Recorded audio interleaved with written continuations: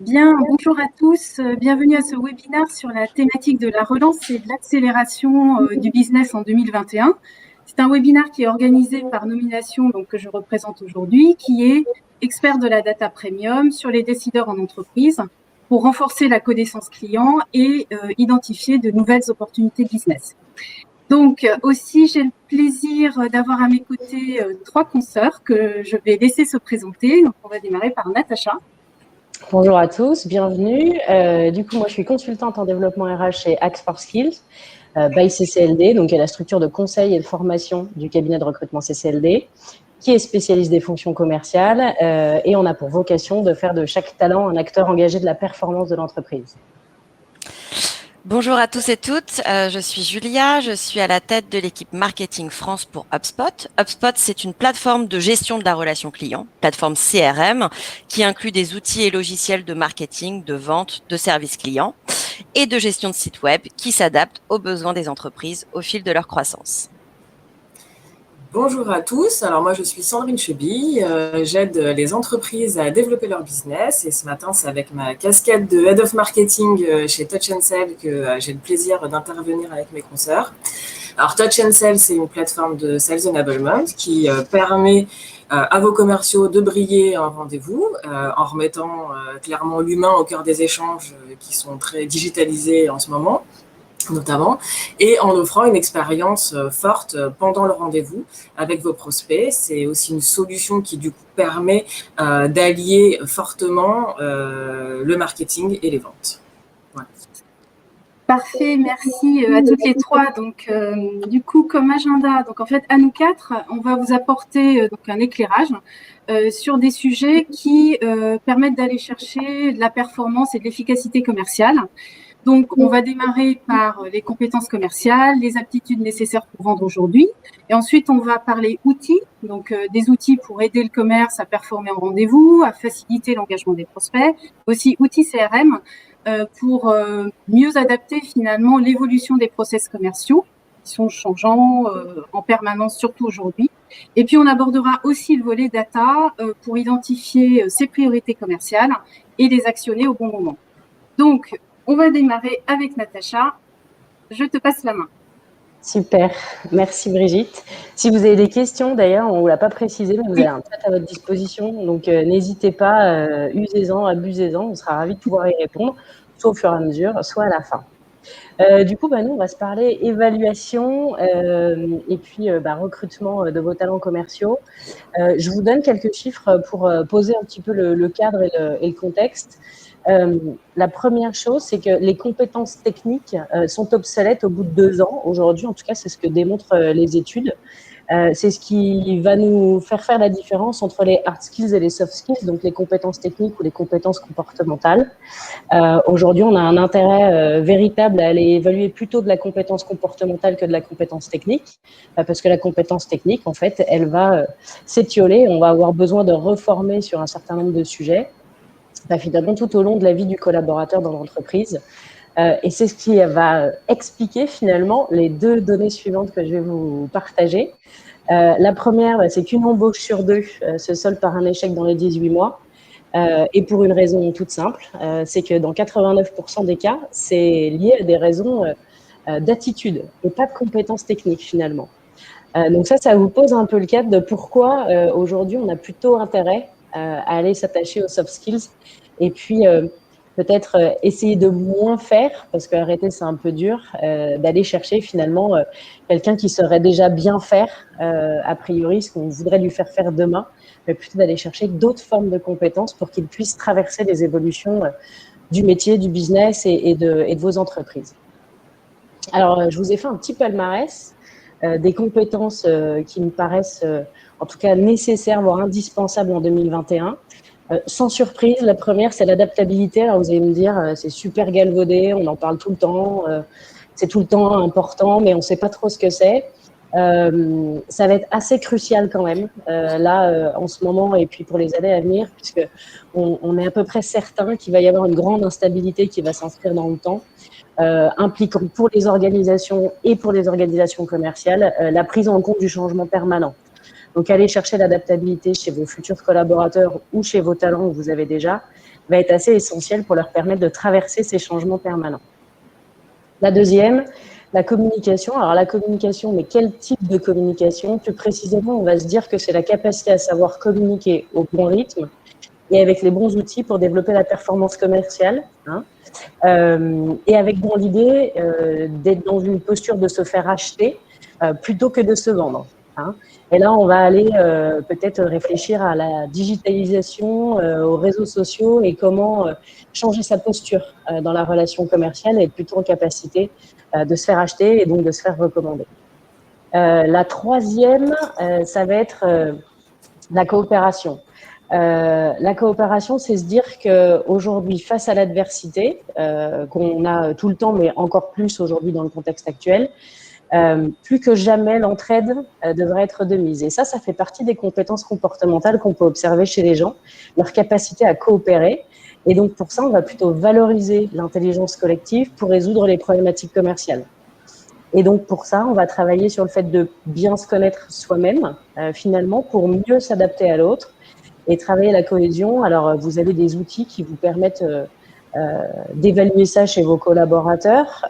Et puis, vous avez aussi des formations qui peuvent vous aider et les aider, eux, à mieux se connaître pour mieux s'adapter à l'autre, du type le langage disque ou les moteurs de comportement. C'est des outils qui sont assez utiles, finalement, pour aider vos populations commerciales à s'adapter un maximum à leurs interlocuteurs. On pense tous le faire naturellement. Objectivement, on communique avant tout dans sa propre zone de confort et pas forcément dans le canal de communication de l'autre. Et enfin, la curiosité, vraie compétence comportementale aussi. Et quand on se parle de curiosité, on va plutôt se dire qu'on va aller chercher des personnes où on va essayer de détecter chez les gens leur capacité d'apprendre à apprendre. L'organisation du travail est fondamentalement bouleversée. On en parlait en vous attendant tout à l'heure sur le fait que c'était pas simple d'être tout le temps en télétravail, que ça modifiait fondamentalement nos comportements. Et ben du coup, cette modification de l'organisation du travail, l'intelligence artificielle qui challenge les métiers du commerce, clairement, elle va pas changer finalement le fait qu'on ait besoin de commerciaux et de contacts humains, mais elle va plutôt modifier la façon dont on travaille en automatisant un certain nombre de tâches pour se concentrer plus finalement sur la relation client. Donc, avoir envie d'apprendre, aimer apprendre, être curieux, aller chercher de l'information, ça va permettre à vos populations commerciales de traverser les transformations actuelles et futures et du coup d'aller chercher de nouvelles façons de faire, ce qui va être assez essentiel là pour les années qui viennent.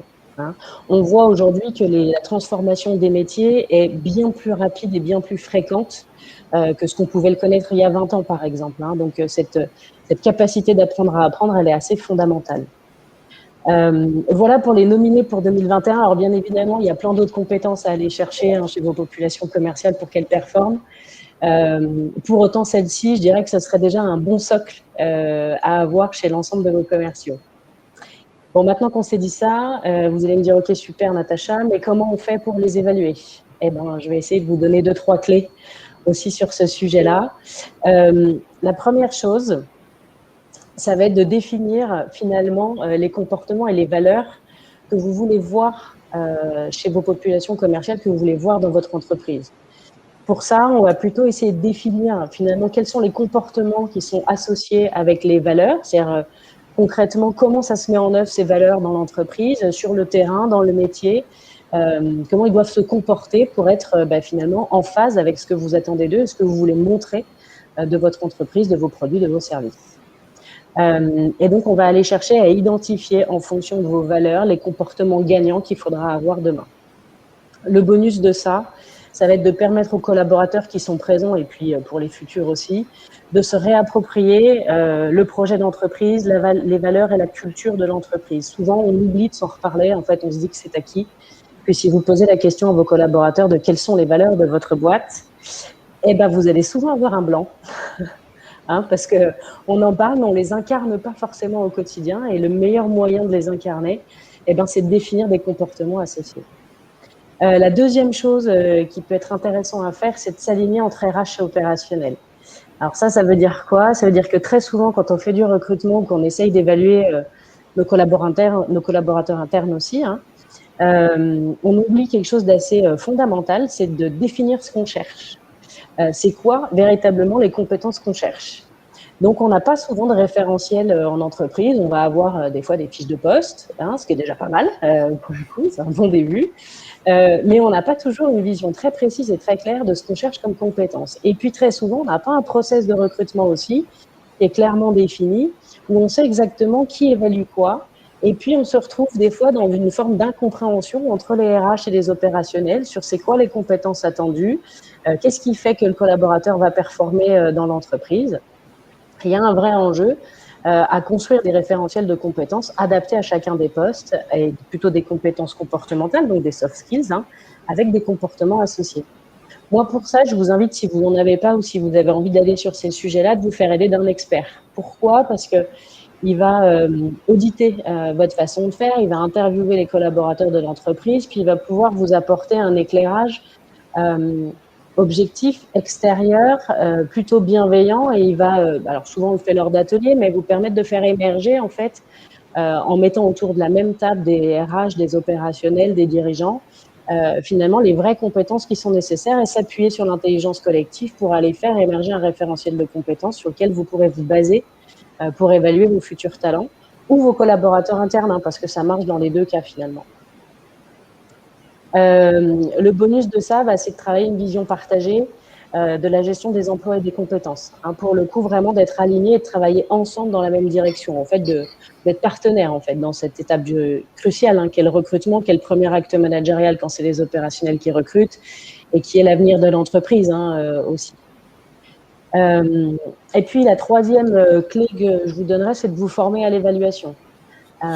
Pour vous donner quand même une donnée qui n'est pas inintéressante, c'est quand vous sortez de Master RH, très souvent, en fait, vous avez été formé à plein de sujets. Hein, on vous a formé au droit social, on vous a formé à la gestion des instances représentatives du personnel, à la formation, à la paye, mais on vous a quasiment pas formé au recrutement. Hein, on vous a donné grosso modo le cadre légal et puis ça s'arrête là. On vous forme pas, ou rarement en tout cas, à une technique d'évaluation, on va plutôt appeler structurée. Donc ça veut dire que déjà, les RH, on est les cordonniers les plus mal chaussés souvent. Et je ne vous parle pas des opérationnels avec qui on refile la patate chaude, tu vois, en leur disant vas-y, il faut que tu recrutes, débrouille-toi, et on ne sait pas trop comment faire. Donc le meilleur moyen, c'est de vous faire former à ça, à l'évaluation des compétences, avec des méthodes d'entretien plutôt structurées, hein, parce que ce qu'on voit en fait en termes d'évolution du turnover des moins d'1 an, c'est quand je passe d'un système de recrutement non structuré à un système de recrutement structuré, je vois mon turnover des moins d'1 an baisser de 30 à 40%. Pourquoi le turnover des moins d'1 an? Parce que c'est là que ça se joue en fait. Hein. Quand j'ai du turnover, ce qui se passe, c'est que j'ai deux indicateurs à regarder.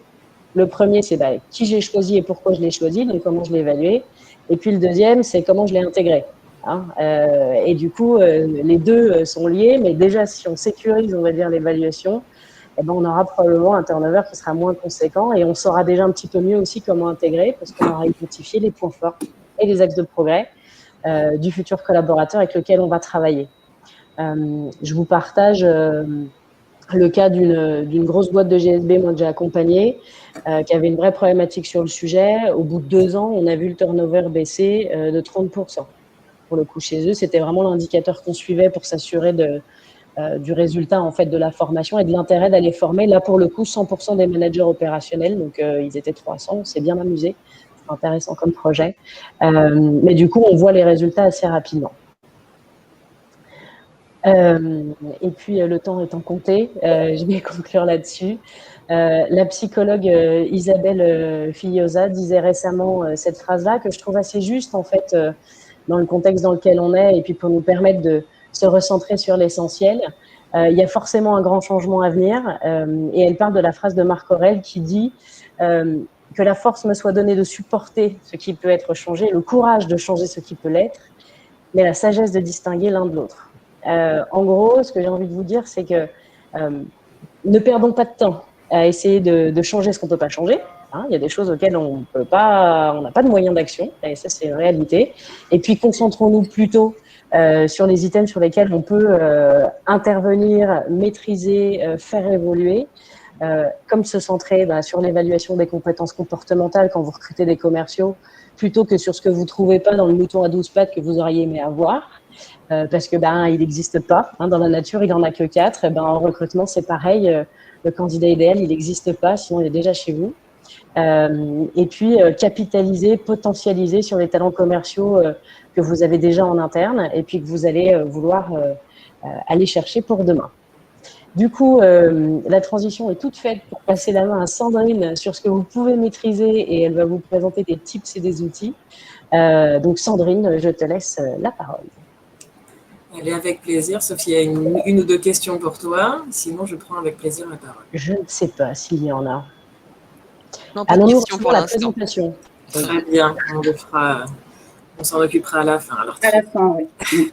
Alors effectivement, Natacha, comme tu disais, tu parlais, enfin Isabelle en tout cas, Isabelle Figueza parlait de changement et d'avoir le courage de changer. Et en 2021, on a quand même, en 2020, pardon, on a eu quand même une révolution digitale, une révolution sur le marché du marketing, mais surtout de la vente qui est beaucoup moins digitalisée que les marketeurs, quoi, en gros.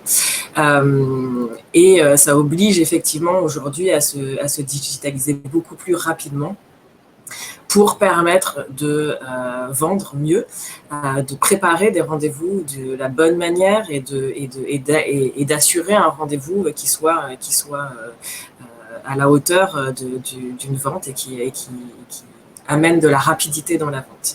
Alors, j'ai fait une première slide qui montre un petit peu toutes les problématiques déjà qu'un vendeur peut avoir. On parle d'acheteurs qui sont surinformés.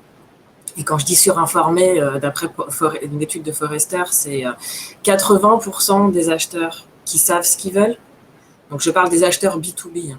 68% qui ont déjà réalisé leur cycle d'achat avant même d'avoir rencontré un commercial. Et du coup, ça amène une stat qui est fulgurante pour nos commerciaux. C'est que du coup, il y en a 60% qui ne veulent même plus finalement rencontrer un commercial. Du coup, la position du commercial va énormément changer. Il va devoir beaucoup s'affirmer comme il va devoir être encore plus un expert finalement que ce qu'il n'était déjà. Vous avez aussi des grandes vérités universelles. On est, je ne sais pas exactement à combien de temps, mais il semblerait qu'au bout de 20 minutes, nous perdons l'attention du public. Donc, d'ici quelques minutes, vous ne m'écouterez plus. Ou en tout cas, vous ferez autre chose, vous commencerez à faire autre chose. Bon, donc ça pose des problèmes en rendez-vous, quel qu'il soit, et c'est pas d'aujourd'hui, ça pose des problèmes en visio, mais ça pose des problèmes aussi, ça posait déjà des problèmes aussi en physique. Il y a d'autres vérités du type, on retient que 10% de ce qui est dit et plutôt 80% de ce qui est écrit. Donc tout ça, il faut l'avoir en tête. C'est des petits freins tous les jours dans la mise en place d'un rendez-vous et il faut le traiter. On a aujourd'hui des commerciaux qui ont une complexité à préparer et à réaliser et à suivre même un rendez-vous. On dit que 65% du temps d'un vendeur est amené en fait sur autre chose que juste la vente en elle-même, donc juste le rendez-vous et tout ce qui touche à la vente à proprement dit. Alors effectivement, il y a beaucoup de perte de temps dans la préparation du rendez-vous, dans le fait de trouver la dernière presse à jour, les derniers documents, la dernière vidéo, dans le fait de préparer des présentations qui sont personnalisées. Avec le prospect. On a aussi un CRM à mettre à jour. Julia, tu ne me contrediras pas là-dessus, mais c'est tellement important. Et puis, quand on ne fait pas un rendez-vous en visio et qu'on fait un rendez-vous en physique, on a encore du temps de déplacement, avec potentiellement du stress dans le timing, un autre rendez-vous qui va commencer après, peut-être 1 heure ou 2 entre les deux, parce que vous êtes en plein Paris et qu'il y a des bouchons, ou à Lyon ou quoi. Et tout ça, ça n'aide pas le vendeur à se concentrer sur sa vente. Il y a souvent aussi, je parlais de trouver les bonnes présentations, la dernière vidéo et tout ça, il y a aussi souvent encore des mauvais alignements entre le marketing et les ventes. Et le sujet n'est pas que côté vendeur, hein, soyons très clairs, il a souvent du mal à trouver l'information du marketing, mais il y a aussi derrière un marketing qui n'est pas toujours bien à sa place. Je parle de sa place de vendeur lui aussi, puisque le but du marketing est aussi de faire du chiffre d'affaires et de trouver des clients et de vendre du coup. Et on a un marketing qui aujourd'hui n'est pas forcément un marketing qui va en rendez-vous avec les clients ou qui suit une vidéo avec le client et votre vendeur, et qui du coup n'a pas forcément une bonne vision tout simplement du rendez-vous en lui-même, hein, et des argumentaires qui sont nécessaires pour les vendeurs, avec des vendeurs qui de toute façon aussi de leur côté savent en principe ce qu'ils font et ne font pas forcément la remontée nécessaire au marketing. Et donc on a ce fossé qui se creuse tout le temps malgré plein de choses qui sont mises en place. Donc, quand vous avez la chance, entre guillemets, d'avoir une direction qui vous dit « Ok, go » pour prendre un bel outil qui déjà vous règle le problème des 4 premiers gros points, hein, c'est ce que nous on fait chez Touch & Sell, pardon, et ben vous pouvez encore vous retrouver avec du temps de mise en place, parce que vous avez une DSI qui peut aussi se dire « Oh, attendez, c'est quoi là vos outils et vos derniers outils là, qu'est-ce que vous voulez mettre en place? Attends, moi, j'ai un BI, j'ai déjà d'autres outils en interne, comment ça se connecte tout ça? Bon, ça va être compliqué. » Voilà, il peut y avoir aussi des freins en interne.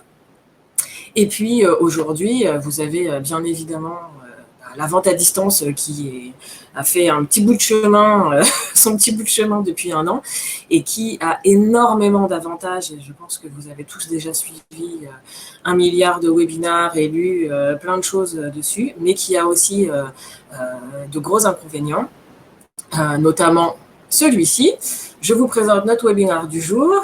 Imaginez que nous ne sommes pas en bas avec notre tête de ce matin, mais avec finalement ce que vos commerciaux voient assez régulièrement. Et c'est très difficile de vendre face à un mur d'images ou à un mur de lettres avec des gens qui coupent leur son, avec des personnes qui finalement sont peut-être certainement, très certainement dérangées à côté, qu'ils le veuillent ou non, et qui commencent à faire régulièrement d'autres choses, répondre à un mail, regarder un texto, peu importe en fait, mais ce que vous n'aviez pas finalement en physique parce que vous étiez dans une salle avec votre prospect, et ben aujourd'hui, vous avez plus cette intimité, entre guillemets, et il faut la recréer, il faut recréer tout un environnement autour.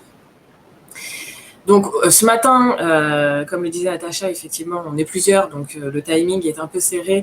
Donc, je ne vais pas vous faire un cours de vente, loin de moi cette idée. Par contre, je voudrais qu'on focus du coup sur 3-4 gros tips qui sont nécessaires dans la préparation du rendez-vous et dans le rendez-vous pour vous permettre de faire mieux demain. En tout cas, de vous dire, OK, ça, ce sont les choses sur lesquelles il faut que je m'attarde et qu'il faut que je fasse bien pour m'assurer que mon rendez-vous va être réussi. Donc déjà, sur la préparation du rendez-vous, il faut savoir qu'aujourd'hui, préparer son rendez-vous, c'est pas juste faire joli, c'est clairement dans une optique d'augmenter son taux de transfo. On parle d'1 heure à peu près de préparation de rendez-vous quand on a toutes les infos où il faut et qu'on sait où elles sont pour un petit compte, et on part d'1 journée voire plus pour un grand compte. Et ça, c'est quand même très important. On a un vrai sujet de créer une expérience client qui soit la plus exceptionnelle possible, qu'on soit en physique ou en visio. Et ça, il faut vraiment, vraiment le garder en tête. C'est encore plus vrai aujourd'hui. Dans la préparation du fameux R1, RDV1, tout le monde l'appelle comme il veut dans son organisation, on parle de ce fameux premier rendez-vous. N'oubliez pas surtout de suivre cette règle qui est de dire on ne vend pas au premier rendez-vous, on donne une proposition de valeur. C'est très très important. Tout à l'heure, Natacha, on parlait sur, je crois que tu disais, se faire acheter plutôt que de se vendre. Il me semble que tu as dit quelque chose comme ça. Avec le client, c'est un peu pareil. C'est se mettre à son service plutôt que tout de suite venir en disant j'ai ça à te vendre.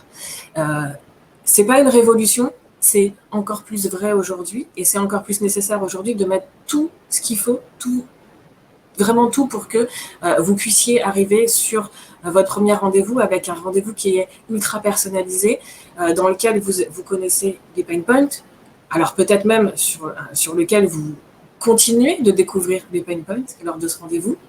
Il faut connaître absolument ses besoins, bien évidemment. Mais tout à l'heure, Natacha parlait aussi de culture. La culture métier en face au client, elle est ultra importante. Il faut connaître sa stratégie d'entreprise. Il faut savoir ce qui lui plaît dans la vie. Il faut savoir comment il parle. Le champ lexical est super important. Et surtout, il faut vous dire, je fais mon rendez-vous. Mon premier rendez-vous, je le prépare dans l'objectif de mon R2. Où je veux l'amener demain. Où je veux l'amener demain. Et en fait, bien évidemment, à la fin, vous voulez vendre. Mais l'objectif de votre premier rendez-vous, sauf si vous avez un produit qui est d'une limpidité par rapport à un besoin, et limite, il pourrait sortir sa carte bleue et le faire tout seul sur votre site internet. Mais sinon, c'est très, très, très important de garder cette vision du premier rendez-vous comme une proposition de valeur et vous positionner vraiment comme un expert. On l'a vu, le rendez-vous, ça se prépare et ça se prépare encore plus quand on est en visio. Et là, il faut vraiment permettre aux commerciaux de réinventer l'expérience client et notamment quand on est à distance parce qu'il y a plein de choses qui ne se font pas de facto. Donc aujourd'hui, c'est le fameux effet waouh que vous connaissez tous, il est indispensable. Il est indispensable aussi dans votre présentation. Aujourd'hui, on est sur un webinar à 4 voix, donc c'est très compliqué de monter autre chose. Donc, on est avec un PDF qui vient d'un PowerPoint. C'est vrai que nous, chez Touch & Sell, on propose une solution qui est vraiment digitale et qui permet de l'interaction. Et je pense que c'est nécessaire que chaque équipe commerciale aille vers ce genre d'outils qui sont des outils qui permettent finalement à votre vendeur d'être acteur et à votre client aussi d'être acteur et d'être vraiment pris par ce que raconte finalement votre sales et de ce positionnement expert. Alors, sur la partie visio, bien évidemment, il y a aussi un sujet d'avoir la bonne attitude. Hein. On est aujourd'hui face caméra. Je vous disais tout à l'heure qu'il y a des gens qui les coupent. On est chacune avec nos fonds de chez nous parce qu'on ne peut pas, sur cette présentation, mettre des fonds professionnels. Mais sincèrement, c'est super important que la personne, comme elle ne vous a pas en face d'elle physiquement, elle vous voit et qu'elle vous sente, clairement, j'ai envie de dire ça. Et ça passe aussi par le ton. Je pense que s'il y a des commerciaux qui nous écoutent dans la salle, je pense qu'ils connaissent la méthode DIVA. La méthode DIVA, elle est à la base pour du téléphone et pour du physique. Et c'est une méthode qui, DIVA, c'est débit, intonation, volume, articulation, sourire.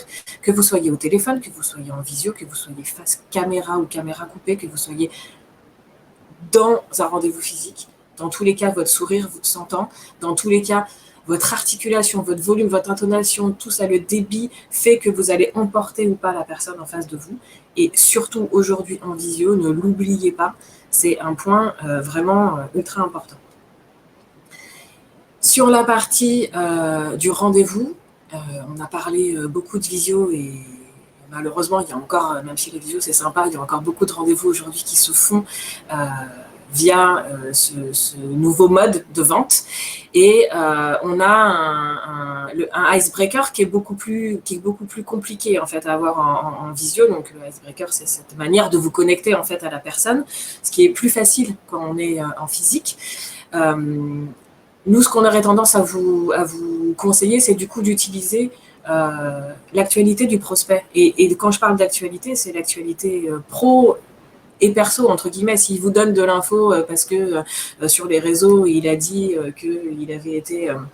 il a liké peut-être un événement ou je ne sais trop quoi, n'hésitez pas en fait à reprendre ces informations qui vous donnent, qui sont disponibles sur LinkedIn, sur Twitter, peu importe, pour venir vous connecter en fait à lui et que tout de suite ça vous donne, ils comprennent l'intérêt et se sentent plus proches de vous malgré la distance. Bien évidemment, ça ne change pas, c'est encore plus en visio, cadrer votre rendez-vous et le timing. Hein, nous, on a le cas ce matin à 4 voix, mais c'est très, très, très important.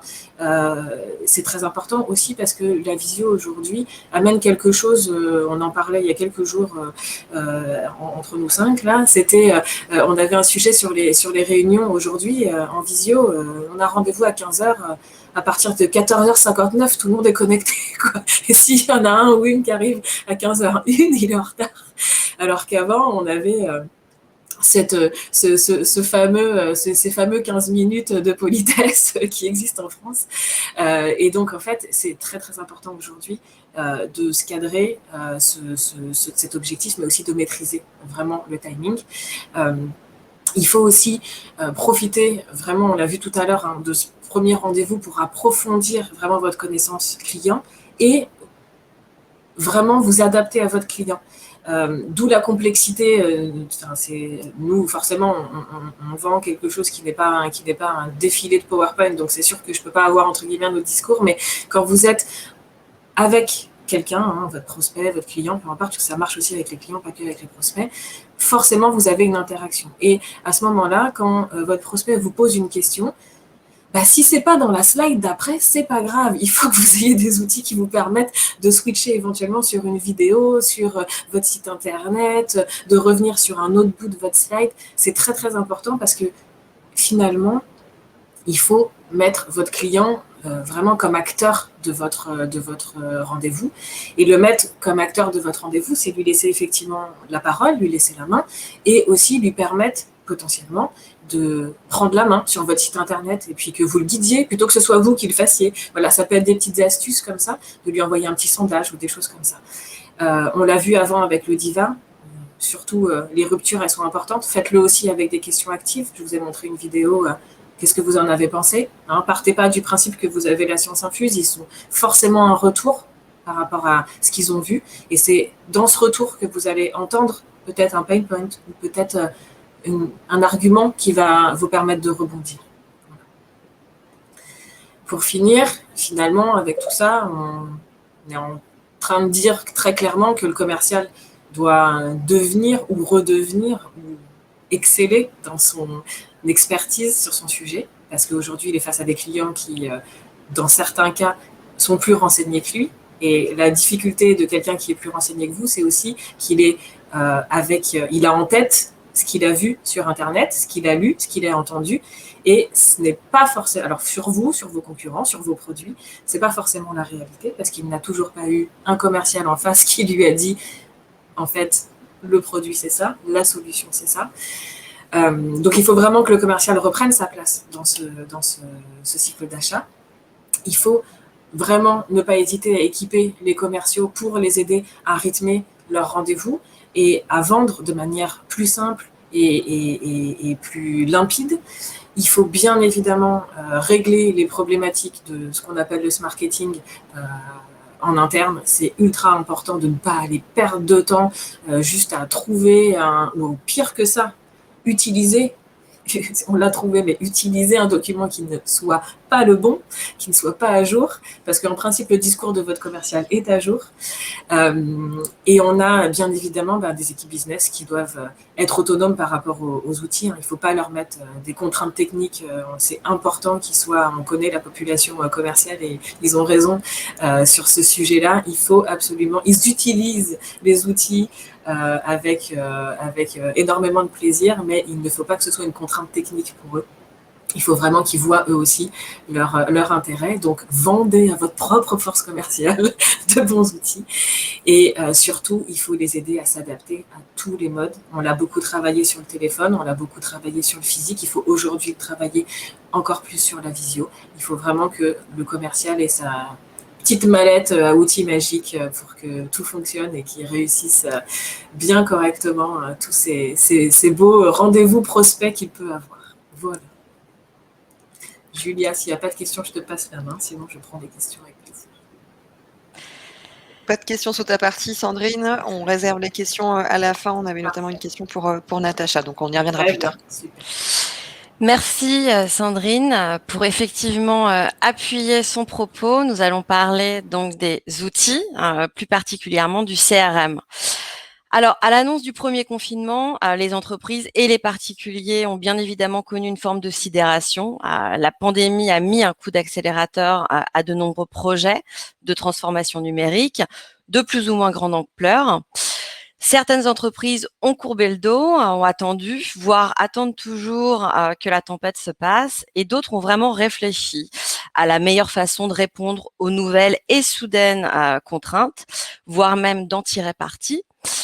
Ces entreprises ont su s'adapter rapidement, ont mis en place un écosystème technologique adéquat pour permettre aux équipes de continuer à travailler ensemble et aussi à s'atteler à repenser tout leur processus d'interaction avec les clients et les prospects pour réussir à remodeler leur offre et de continuer à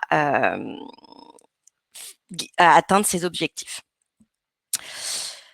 Alors, crise sanitaire vers de profondes transformations en entreprise. Je pense qu'on a bien appuyé ce propos. Oui, il y a eu un gros changement. Non, on ne va pas retourner à l'avant. Il y a vraiment des leçons à tirer de cette période, par exemple, de télétravail forcé pour les entreprises et son impact sur les équipes commerciales. Il y a eu un problème au premier confinement, c'est-à-dire des équipes qui n'étaient pas adaptées, qui ont pu vraiment continuer à vendre avec les outils pour vendre à distance et pour travailler correctement. Là, je vais appuyer sur le fait que les équipes de direction doivent vraiment prêter une plus grande attention à leurs équipes, vraiment savoir identifier leurs besoins, comme l'a dit Sandrine, de vraiment leur expliquer comment utiliser les outils au bon moment.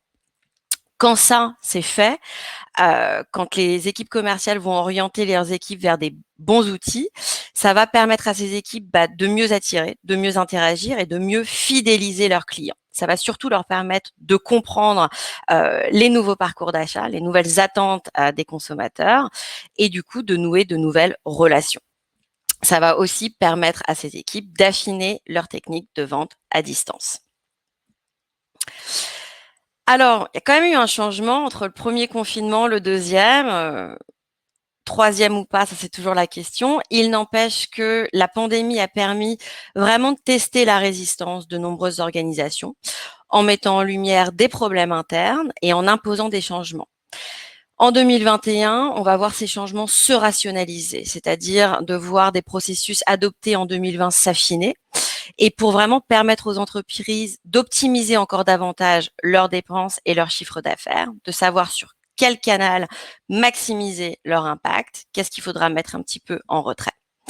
On a vu vraiment qu'en l'espace de quelques mois, et ce chiffre de 43% des entreprises qui ont mis en place des changements pour un télétravail probant, on a vu qu'en fait, ça a pu être fait de manière très rapide une fois qu'on a compris les besoins. Donc, en ayant revu le mode de fonctionnement en interne avec des équipes en distanciel, on a vu en fait des entreprises non plus vraiment s'assurer qu'à la fin 2020, on allait atteindre ces objectifs, mais aussi accélérer leur croissance. Donc, pourquoi c'est important? C'est-à-dire d'avoir des équipes qui vont pouvoir automatiser les tâches récurrentes pour vraiment maximiser l'expérience client. Ce qu'on a vu aussi, et ce qui est quand même bénéfique, on sait que parfois il y avait des projets qui allaient prendre des mois, voire des années à être mis en place, surtout quand on parlait de transition numérique. Et on a vu, non, on peut le faire en quelques mois, en urgence, mais aussi réfléchir et de cette urgence, vraiment créer des stratégies sur le long terme. Alors avec HubSpot, on a réalisé un livre blanc qu'on a appelé le commercial du futur. Je pense que Sandrine a aussi vraiment expliqué les changements inhérents. Accéléré par la crise sanitaire, il y a une dématérialisation de la fonction commerciale. Il y a des nouvelles manières de vendre. Il y a beaucoup d'anglicismes. On va parler de social selling, de inbound marketing, inside selling, ABM, mais qui vont s'ajouter régulièrement à notre vocabulaire, mais surtout qui remontent comment façonner un nouveau cycle de vente. Les commerciaux ont besoin d'outils, permettre à ces commerciaux vraiment de réussir à maximiser leur prospection en distanciel. d'avoir une vraie maîtrise de la data, c'est-à-dire, comme Sandrine le disait, un alignement un petit peu plus poussé entre les équipes avec une donnée centralisée, de vraiment comprendre le cycle de vente, le parcours de ses clients et de pouvoir personnaliser en fonction de ce parcours. Une donnée centralisée va permettre d'accélérer la croissance et de gagner en efficacité. Encore une fois, je reviens sur ce que Sandrine disait. Les comportements ont changé, la forme est aussi importante que le fond.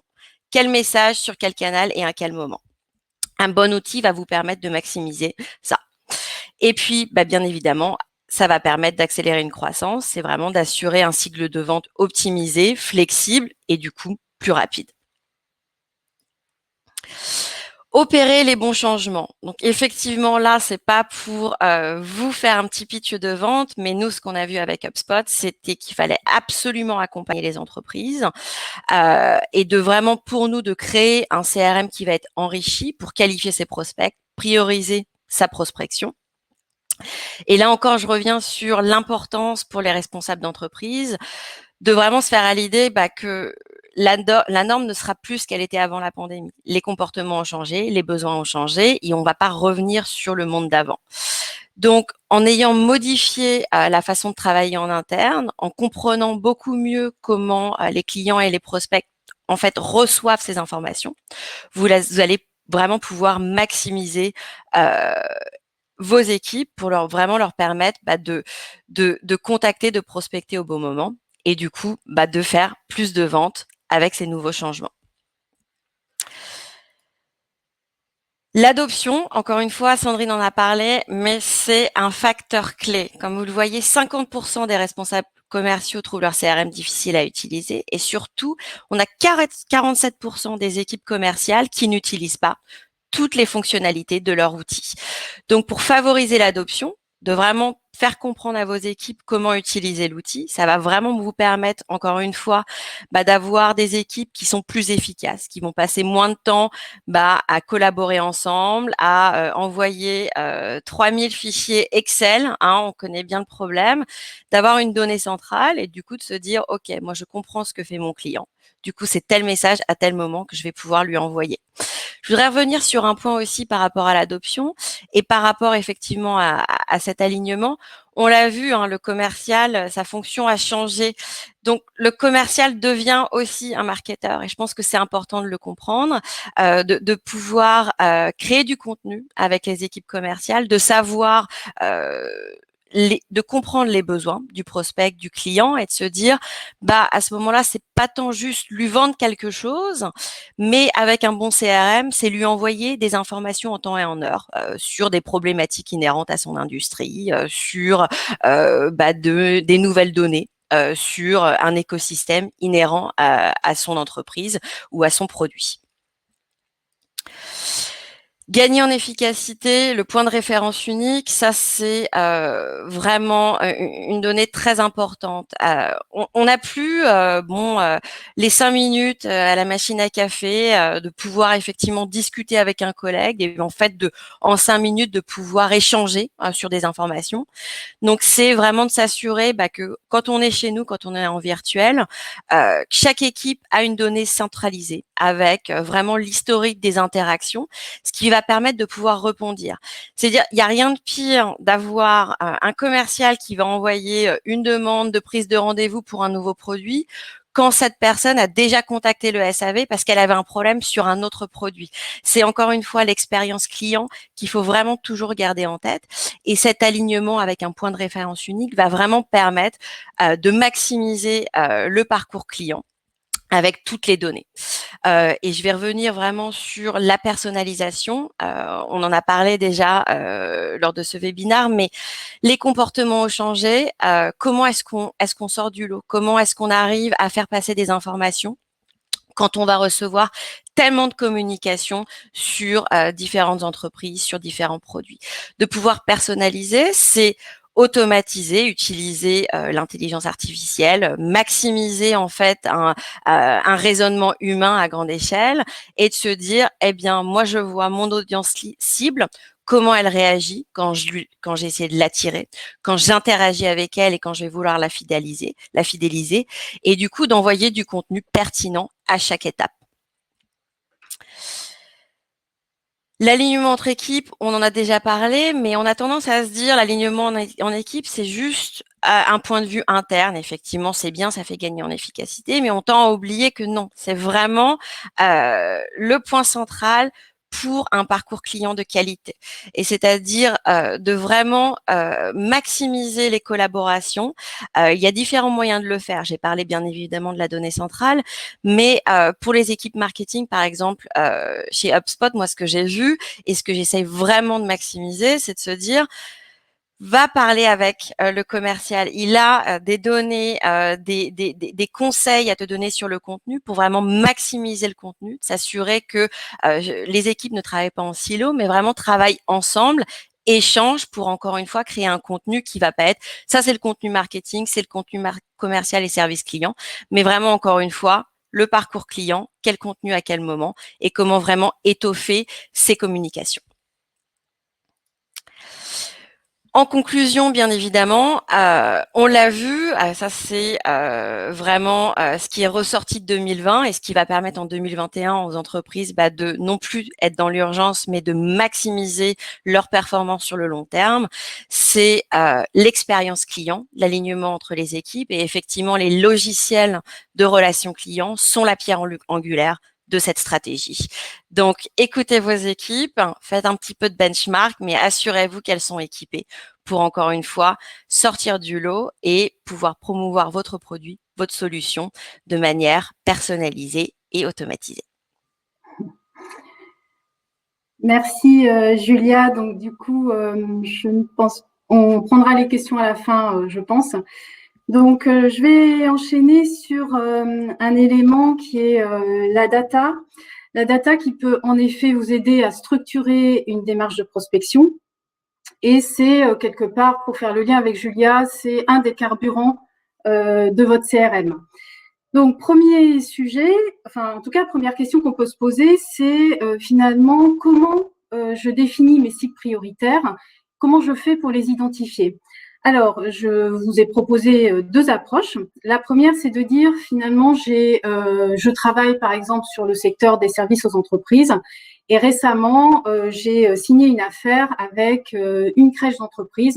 Donc, la première action que je dois faire, c'est d'identifier sur mes prospects finalement toutes les entreprises jumelles, toutes les autres crèches d'entreprise et c'est une priorité d'approche pour moi.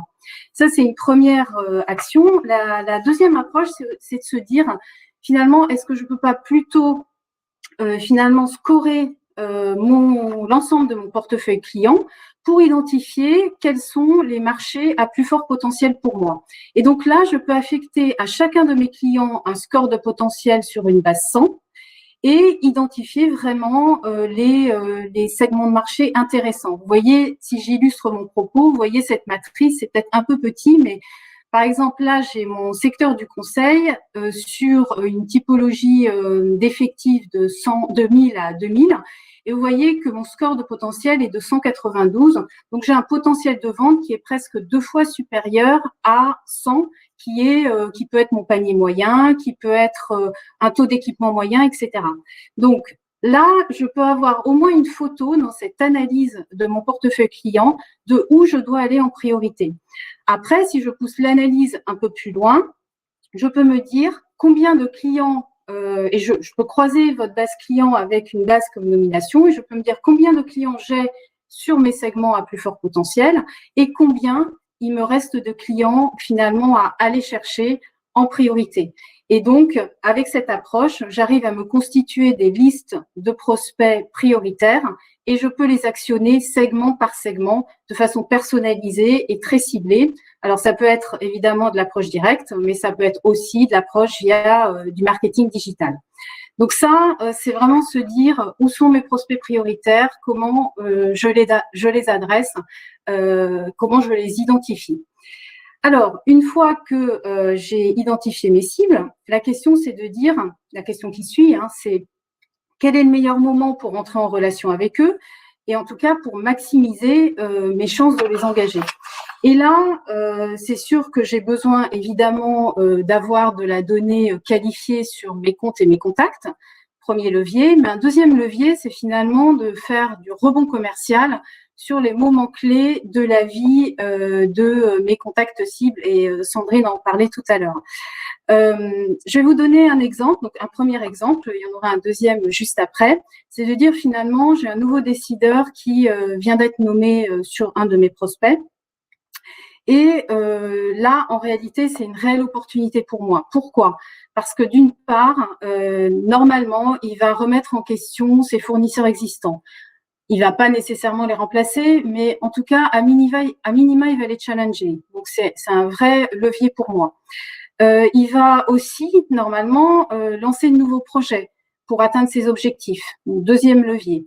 Et troisièmement, en fait, une entreprise qui recrute, c'est probablement une entreprise qui va prendre des nouvelles orientations. Donc, c'est vraiment un moment clé pour moi de me positionner comme partenaire stratégique. Ce décideur va avoir à faire probablement un rapport d'étonnement.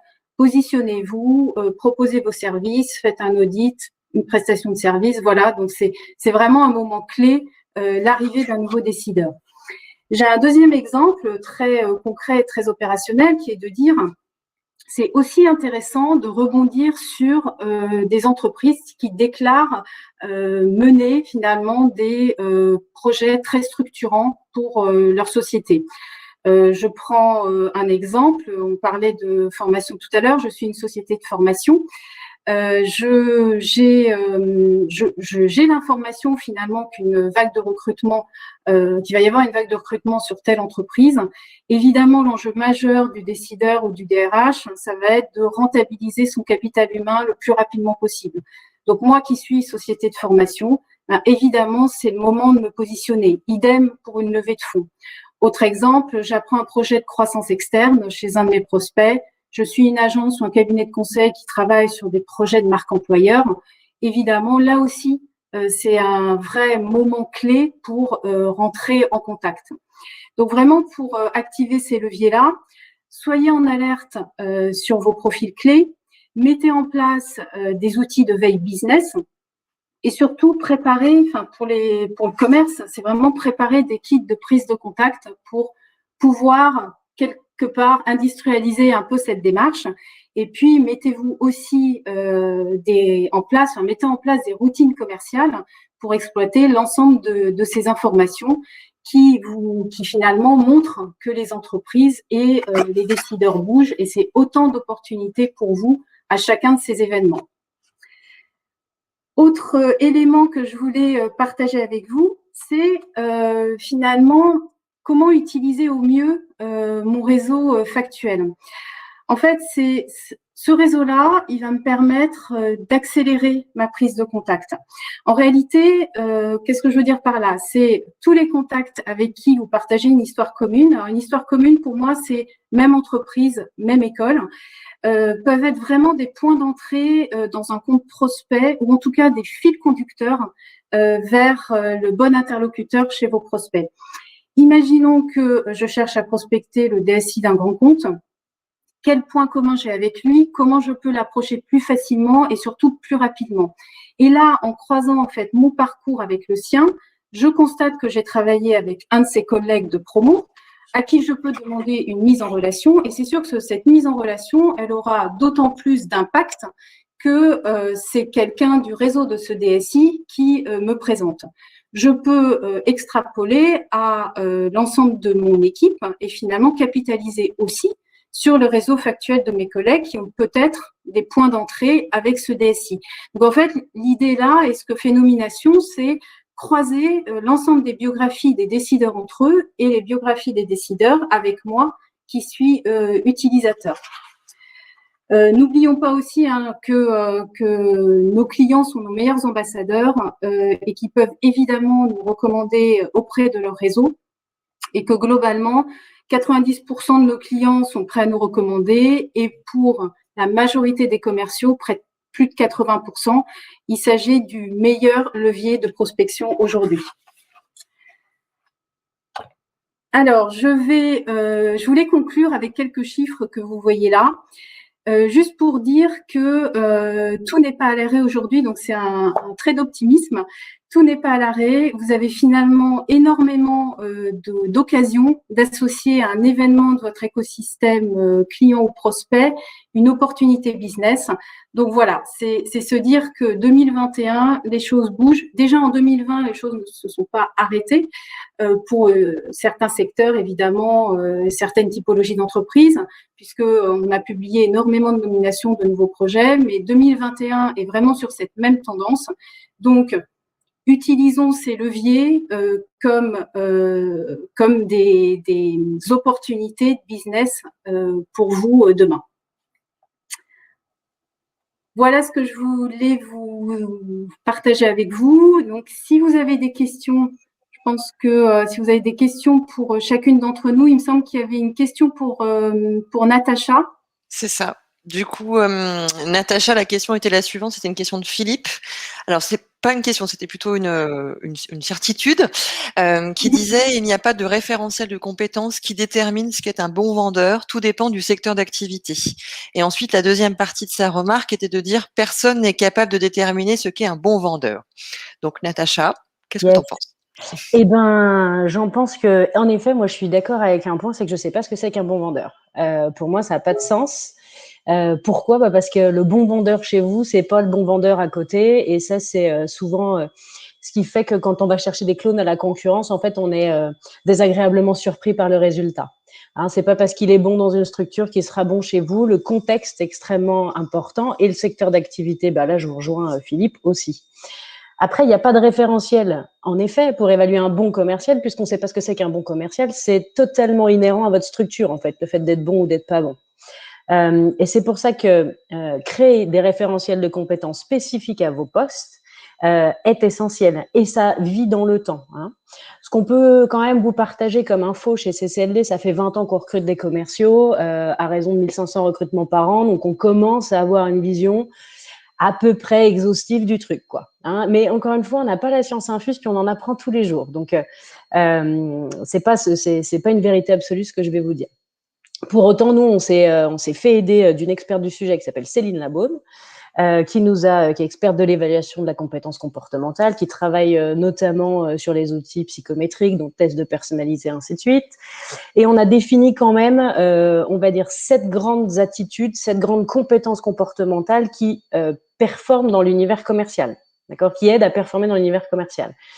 Mais pour autant, c'est pas un référentiel qui est figé. Typiquement, pour chaque compétence, je vous en donne une, l'intelligence relationnelle. On se dit quand même que quand on est commercial et qu'on échange avec un être humain, avoir une intelligence relationnelle peut être un peu utile, peu importe le secteur d'activité.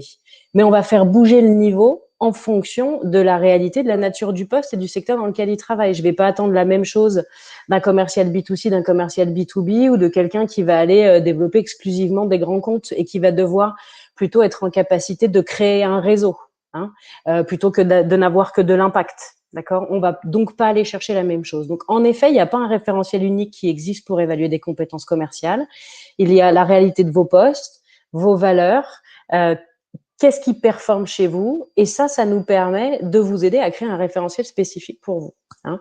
Donc, mais pour autant, il est quand même un peu important de se dire qu'est-ce qu'on cherche, quoi, hein, puisque tout le monde ne fonctionnera pas sur tous les postes. Ça paraît évident, mais pour autant, on est quand même plus rassuré en allant chercher le clone d'à côté plutôt que d'essayer de voir véritablement de quoi on a besoin pour faire performer notre entreprise. Puis en fonction de notre stratégie commerciale, je sais pas, moi j'ai quelqu'un qui doit faire de la prospection parce que ça fait partie de la stratégie business qu'on a là pour les 2 ans à venir. Bah, je vais peut-être pas aller chercher le même profil que l'année d'avant ou les 10 ans d'avant où en fait on avait des problèmes de riches et qu'on faisait essentiellement de la fidélisation. Hein. Donc, bien évidemment que ça bouge. Je ne sais pas si j'ai répondu, Philippe, si vous êtes toujours avec nous. Je ne vois pas de commentaires, mais je pense que oui. J'ai pas d'autres questions de mon côté via le chat. Merci, Natacha. Ben, je vous en prie. Merci Laure. Donc, on va conclure. Du coup, si vous n'avez pas d'autres questions, dans tous les cas, vous avez l'ensemble de nos coordonnées. On va vous envoyer le replay pour ceux qui étaient présents. Et donc, on reste à votre disposition. On espère que ça vous a intéressé. On a couvert un ensemble de sujets. Donc, évidemment, toutes les 4, on reste à votre disposition pour engager d'autres conversations avec vous. On vous remercie beaucoup et on vous dit à bientôt. Merci à tous. Merci à tous. Merci à tous. Au revoir. Bonne journée. Bonne journée.